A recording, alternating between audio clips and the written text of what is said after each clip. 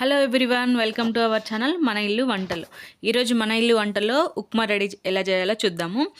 ఉప్మాని ఒక బౌల్లో వేసేసుకొని మంచిగా వేయించుకోండి, దోరగా వేయించేసుకొని పక్కన పెట్టేసుకోండి. కడాయి తీసుకొని అందులో ఆయిల్ వేసేసి జీలకర్ర ఆవాలు వేసిన తర్వాత శనగపప్పు పల్లీలు వేసిన వెంటనే అది అలా కొంచెం గోలిన తర్వాత మన క్యారెట్, పచ్చిమిర్చి, ఆనియన్స్ అన్నీ వేసేసుకోండి. అవి కొంచెం గోల్డెన్ కలర్లో వచ్చాక కరివేపాకు వేసేసుకోండి. తర్వాత ఉప్మాకు సరిపడా అందాద కొద్దీ వేసుకోవచ్చు. ఉప్మాకు సరిపడా వాటర్ వేసేసుకొని తగినంత సాల్ట్ వేసేసుకొని మూత పెట్టేసుకోండి. అది చూడండి ఎలా మరుగుతుందో. ఇప్పుడు మనం వేయించుకొని పక్కన పెట్టుకున్న రవ్వ తీసేసి అందులో వేస్తూ కలపండి. ఉండలు కట్టకుండా కలపాలి. కలిపేసి ఒకసారి మూత పెట్టేసుకోండి ఒక 2-3 మినిట్స్ వరకు. సో చూసారా, ఉప్మా మరీ లూజ్ కాకుండా పొడి పొడిగా ఎంత బాగా వచ్చిందో.